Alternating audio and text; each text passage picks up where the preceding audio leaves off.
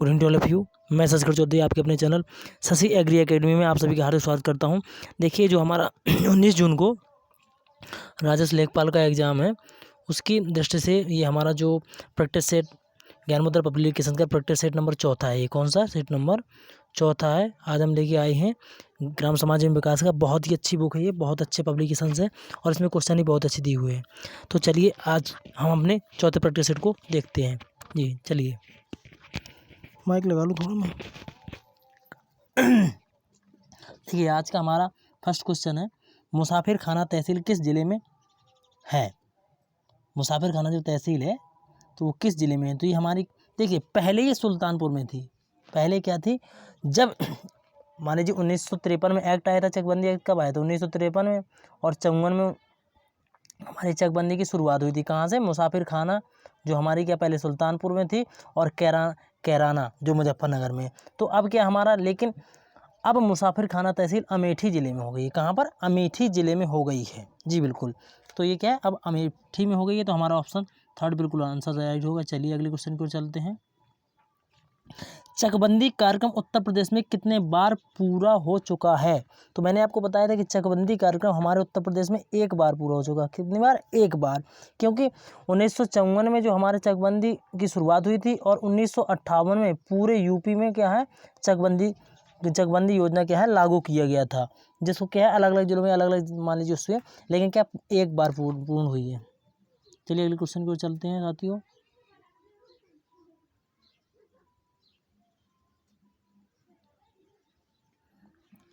चकबंदी विभाग का गठन किसके अंतर्गत किया गया है?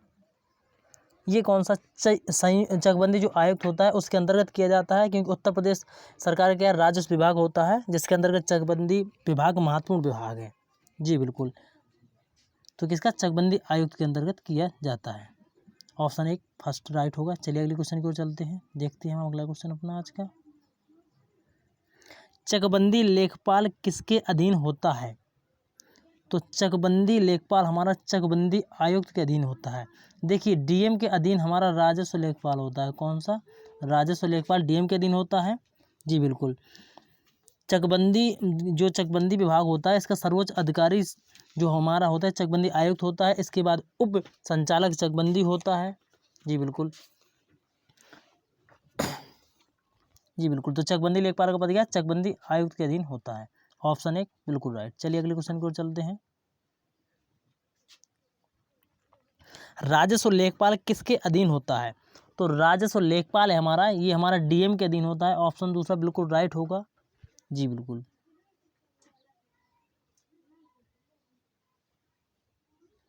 निम्नलिखित युग्मों में से कौन सा एक सही सुमेलित नहीं है? आपको ये बताना है, इसको क्या है, सुमेलित करना है, देखना इसमें कौन सा सही नहीं है। जी देखिए, तो जैसे एक हमारी योजना आई थी ओडीओपी, एक जिला एक उत्पाद योजना, जिसके तर्ज पर क्या है, इन प्रोडक्ट को, कृषि प्रोडक्ट को किया गया है। तो चलिए हम लोग इनको मैच करते हैं। तो देखिए, बनारस की जो मिर्ची है वो ओरेजालोन, बनारस की मिर्ची है, बनारस की क्या है, मिर्ची, ये बिल्कुल राइट है। कौन सा? बनारस की मिर्ची है। और जालौन की सब्जी मटर, जालौन की क्या है, जालौन हमारा जो बुंदेलखंड का एक जिला है, उसकी क्या है, सब्जी मटर है, जो हरी सब्जी वाली मटर होती है वो है। बलिया का परवल बिल्कुल राइट है। बलिया का क्या है, परवल। देखिए, ये बनारस की मिर्ची बिल्कुल राइट है, बलिया का परवल बिल्कुल राइट है। लेकिन हमारा जो चंदौली का काला चावल है, ये भी हमारा बिल्कुल राइट है। लेकिन मिर्ज़ापुर का आलू नहीं है, मिर्ज़ापुर का आलू नहीं बल्कि हमारा टमाटर है। मिर्ज़ापुर का क्या है, टमाटर है। जी बिल्कुल। तो हमारा कौन सा, ये चौथा गलत है। चलिए हम लोग अगले क्वेश्चन की ओर चलते हैं, देखते हैं हमारा आज का अगला क्वेश्चन कौन सा है। ध्यानचंद स्पोर्ट्स यूनिवर्सिटी उत्तर प्रदेश के किस जिले में स्थापित की जाएगी? तो ये कौन से हमारे उत्तर प्रदेश के मेरठ जिले में। ऑप्शन एक बिल्कुल राइट होगा, क्योंकि ध्यानचंद स्पोर्ट्स यूनिवर्सिटी ये क्या, राज्य के हर गांव में एक क्या खेल का मैदान बनाएगी, एक योजना आई हुई उत्तर प्रदेश सरकार की। इसको क्या है, साथ ही दो खेलों को गोद लेंगे, और अगले 10 साल तक क्या है, उनका वित्त पोषण करेगी सरकार। इसमें क्या, इसमें से एक कुश्ती भी होगी। तो हमारी क्या, ध्यानचंद स्पोर्ट्स यूनिवर्सिटी हमारी कहाँ पर, मेरठ में स्थापित की जाएगी। जी बिल्कुल। और हमारे उत्तर प्रदेश में हॉकी के जादूगर, जी बिल्कुल, मेरठ के ही थे। 83वां क्वेश्चन है, जनपद स्तर पर चकबंदी का सर्वोच्च अधिकारी कौन होता है? जो जनपद स्तर पर है हमारे चकबंदी का सर्वोच्च अधिकारी वो कौन सा होता है? तो जनपद स्तर पर हमारा जिला उप संचालक चकबंदी होता है, वो होता है। और वैसे ही चकबंदी आयुक्त होता है, लेकिन जिला स्तर पर जिला उप संचालक चकबंदी होता है, जी बिल्कुल।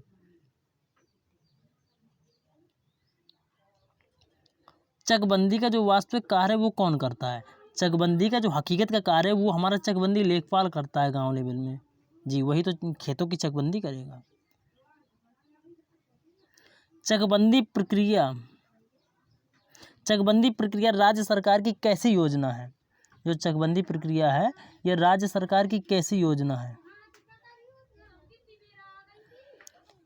ये क्या हमारे एक प्रकार की राज्य सरकार की कैसी योजना है? तो ये क्या एक प्रकार की कल्याणकारी योजना है। कौन सी? कल्याणकारी योजना है। क्योंकि देखिए इसमें क्या होता है, चकबंदी प्रक्रिया क्या है, राज्य सरकार द्वारा की जाती है, जिसके द्वारा क्या है, जो हमारे खेत छोटे छोटे, जैसे एक खेत मान लीजिए एक खातेदार है, उसके छोटे छोटे खेत के टुकड़े हैं, तो इसमें क्या होता है, इन सभी खेत के टुकड़ों को इकट्ठा कर करके एक चक बना दिया जाता है। इसको क्या हम लोग चक कहते हैं। जो चकबंदी के बाद जो चक बनाया जाता है उसको चक कहते हैं। और चकों के लिए चक रोड और नाली की व्यवस्था की जाती है। जब वो चक बन जाएगा तो जब चकबंदी होगी तो उनके लिए चक रोड निकलने के लिए और नाली की व्यवस्था, पानी वानी के निकास के लिए नाली की व्यवस्था भी की जाती है। चकबंदी का जब कार्य होता है तब की जाती है। और तो ये क्या है, ये कल्याणकारी योजना है। ये क्या है, उत्तर प्रदेश, ये सरकारी है कल्याणकारी योजना। तो ऑप्शन तीसरा बिल्कुल राइट होगा जी। चकबंदी समिति में कम से कम कितने सदस्य होते हैं? देखिए चकबंदी समिति में हमारे कम से कम 5 सदस्य होते हैं और ज़्यादा से ज़्यादा 11 सदस्य होते हैं।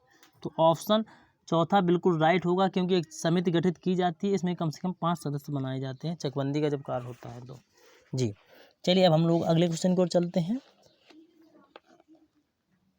चकबंदी समिति में अधिकतम कितने सदस्य होते हैं? मैंने अभी आपको बताया था कि अधिकतम कितने, अधिकतम 11 सदस्य होते हैं। तो ऑप्शन फर्स्ट बिल्कुल राइट हो जाएगा जी। उत्तर प्रदेश के 4 शहरों में कमिश्नरी प्रणाली लागू करने की घोषणा की गई है, इसमें कौन सा सम्मिलित नहीं है? तो देखिए इसमें कौन कौन से, पहले तो हम देखते हैं कि सम्मिलित वाले, मान लीजिए हमारा झांसी नहीं है, क्योंकि देखिए इसमें कौन सा, लखनऊ, ठीक, नोएडा, लखनऊ, नोएडा, वाराणसी, कानपुर के बाद अब 4 और शहरों में, पर देखिए पहले लखनऊ था, लखनऊ के बाद नोएडा जी, नोएडा के बाद वाराणसी और कानपुर, ये एक 4 शहर थे जहाँ पर क्या कमिश्नरी लागू की गई थी। इसके बाद अब गाजियाबाद, अब क्या है, एक शहर हमारा नया है गाजियाबाद, प्रयागराज, आगरा और मेरठ में कमिश्नरी लागू की गई, प्रणाली लागू की जाएगी, जबकि झांसी में नहीं। तो ऑप्शन 1 बिल्कुल राइट हो जाएगा जी। उत्तर प्रदेश के किस शहर को दुनिया के 50 सबसे प्रदूषित शहरों में दूसरा सबसे प्रदूषित शहर घोषित किया गया है? जी बिल्कुल, तो कौन सा, तो ये हमारा गाजियाबाद है। ये क्या है, सबसे दूसरा प्रदूषित शहर है, जी बिल्कुल, इसको गाजियाबाद होगा। चकबंदी समिति में कितने नामांकित सदस्य होते हैं? चकबंदी जो समिति होती है उसमें कितने नामांकित सदस्य होते हैं? इनकी संख्या 4 होती है। तो ऑप्शन तीसरा बिल्कुल राइट हो जाएगा जी। उत्तर प्रदेश ज्योत चकबंदी अधिनियम कब बनाया गया था? तो हमारा 1953 में बनाया था, और 1954 में हमारा कैराना, मुजफ्फरनगर और सुल्तानपुर का जो हमारा सुल्तानपुर का हमारा वो जो एक कौन सा गांव था, एक सुल्तानपुर का, अभी मैंने आपको बताया था कि सुल्तानपुर का वो एक छोटा सा गांव था, कौन सा था, मुसाफिर खाना, सुल्तानपुर की मुसाफिर खाना भूल जाता भाई, जो अब अमेठी में। तो 1954 और 1958 में पूरे यूपी में लागू की गई थी। 1954 में मुसाफिर खाना और कैराना में, और इसके बाद 1958 में पूरे यूपी में लागू की गई थी, और एक बार ही चकबंदी हमारे यूपी में हुई है जी। ठीक है, 1953 में एक्ट आया था, जी बिल्कुल। चकबंदी का मुख्य उद्देश्य क्या है? चकबंदी का मुख्य उद्देश्य क्या है? जोतों का अलगाव, ये तो गलत बात है, जोतों का अलगाव नहीं, उसमें इकट्ठा किया जाता है। जोतों का वितरण, ये भी गलत बात है। बिखरे जोतों का एकत्रण, जी बिल्कुल। ऑप्शन तीसरा, चकबंदी किसे कहते हैं? बिखरे, ये छोटे छोटे टुकड़ों को इकट्ठा करना ही चकबंदी कहलाता है, जी। प्रत्येक जिले का सबसे बड़ा राजस्व अधिकारी कौन होता है? जो हमारा जिला होता है उसका सबसे बड़ा राजस्व अधिकारी कौन होता है, आपको ये बताना है, जी। तो राजस्व अधिकारी किसको हम कलेक्टर को बोलते हैं। कलेक्टर मीन्स होता है, कलेक्ट मीन्स कलेक्ट करना। क्या कलेक्ट करना? टैक्स। जो हमारी ज़मीन से जो टैक्स होता है ना, जैसे सिंचाई के बदले में जो लगान दिया जाता है उसको कलेक्ट करना, इकट्ठा करना, क्या कहलाता है? राजस्व अधिकारी जो होता है कलेक्ट करता है, मतलब कलेक्टर, डीएम जो होता है वो कलेक्ट करता है। और जब न्यायिक काम करता है तो वो कहलाता है डीएम। तो क्या कलेक्टर होता है सबसे बड़ा अधिकारी, कलेक्टर, जी। लेखपाल तो सबसे नीचे क्रम का अधिकारी होता है, गाँव लेवल का। प्रत्येक जिले में लेखपालों की संख्या कौन निर्धारित करता है? जो हमारे प्रत्येक जिले होते हैं उनमें लेखपालों की संख्या कौन निर्धारित करता है? तो ये हमारी राज्य सरकार है जो क्या है लेखपालों की संख्या को निर्धारित करती है, ना कि केंद्र सरकार। ये कुछ नहीं होता है, ऐसा क्या राज्य सरकार ही करती है। और राज्य सरकार को कौन? डीएम बताता है कि यहाँ पे कितने लेखपाल हैं कि नहीं है, जी। 17 सितंबर 2021 को वित्त मंत्री निर्मला सीतारमण की अगुवाई वाली जीएसटी परिषद की 45वीं बैठक कहाँ पर हुई? तो हमारी कहाँ पर? लखनऊ पे हुई थी, जी बिल्कुल। किसकी? वित्त मंत्री जी की अगुवाई में।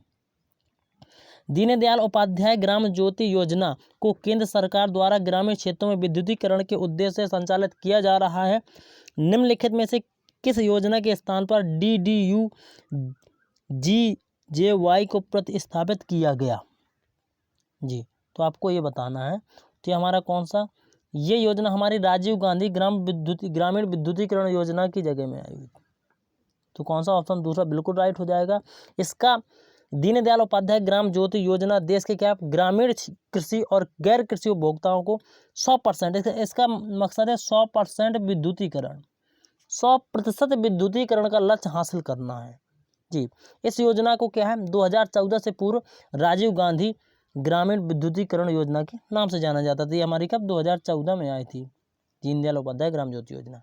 और इसके पहले राजीव गांधी ग्रामीण विद्युतीकरण योजना के नाम से जानते थे, जी बिल्कुल। बाणसागर नहर परियोजना से कौन कौन से राज्य लाभान्वित होते हैं? तो देखिए, बिहार भी होता है, उत्तर प्रदेश भी होता है, मध्य प्रदेश, ये सभी राज्य क्या है बाणसागर नहर परियोजना से लाभान्वित होते हैं। देखिए 1973 में उत्तर प्रदेश, मध्य प्रदेश और बिहार राज्य के मध्य एक सोन नदी है। यूपी, एमपी और बिहार के मध्य क्या सोन नदी है। ये कब? 1973 में, जी। एक सोन नदी है जो क्या है जनपद शहडोल, एक शहडोल जनपद पड़ता है।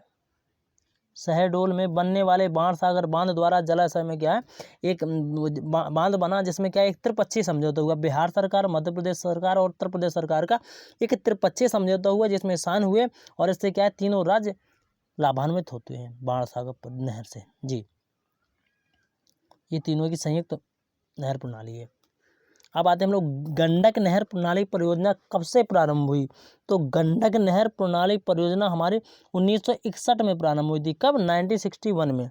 देखिए इस परियोजना को क्या है, परियोजना को 1994 में बनकर, ये कब? 1994 में पूर्णतः बनकर तैयार हुई थी ना, 1994 में पूर्णतः बनकर तैयार हुई। और इससे क्या है उत्तर प्रदेश के पूर्वी जो भाग है गोरखपुर, महाराजगंज, देवरिया, कुशीनगर वगैरह, यहाँ पर क्या है सिंचाई की जाती है। और इससे कितना 3260 किलोमीटर, 3260 किलोमीटर इसमें क्या है क्षेत्रफल की सिंचाई होती है, जी। नागरिक उड्डयन प्रशिक्षण केंद्र उत्तर प्रदेश के किस जनपद में है? तो ये हमारा कहाँ पर? इलाहाबाद। कहाँ पर? इलाहाबाद में। ऑप्शन तीसरा बिल्कुल राइट होगा। इसमें क्या 46, हमारे उत्तर प्रदेश में कुल 46 हवाई पट्टियाँ हैं। कितनी? 46 हवाई पट्टियाँ हैं। 16 प्रदेश सरकार का, 16 में क्या है प्रदेश सरकार का अस्तित्व है, स्वामित्व में है। और जो बकाया की बची हमारी 30, उसमें केंद्र सरकार के अस्तित्व में है, जी। तो ऑप्शन तीसरा बिल्कुल राइट हो गया। राज्य का सबसे बड़ा वन्य जीव विहार कौन सा है? तो देखिए राज्य का सबसे बड़ा वन्य जीव विहार हस्तिनापुर वन्य जीव विहार है, जी बिल्कुल। जो कि क्या है मेरठ, मुजफ्फरनगर, मेरठ के मुजफ्फरनगर और बिजनौर, जो हमारे मेरठ क्या पड़ता है वहाँ पे मुजफ्फरनगर और बिजनौर पड़ते हैं, उनके मध्य में स्थित है, जी बिल्कुल। इसकी स्थापना कब? 1986 में हुई थी। कब हुई थी? 1986 में हुई थी। जी बिल्कुल। ये कितना 2073 जो ये हमारा 2073 जो हमारा वर्ग किलोमीटर के हिसाब से जो जगह है उसमें फैला हुआ है। जी बिल्कुल 2073 वर्ग किलोमीटर की जो क्षेत्रफल है उसमें फैला हुआ है इतना। इसका क्या है यहाँ पर क्या है? बारहसिंगा और चीतल, नीलगाय, भेड़िया, तेंदुआ, लकड़बग्घा वगैरह ये सब ये क्या है? ज़्यादातर बारहसिंगा के लिए फेमस है, हस्तिनापुर में है। जी बिल्कुल। तो देखिए साथियों, आप हमारे चैनल शशि एग्री एकेडमी को अवश्य सब्सक्राइब कीजिए और ज़्यादा से ज़्यादा वॉच कीजिए और वीडियो को ज़्यादा से ज़्यादा शेयर कीजिए। Thanks for watching. Vande Mataram.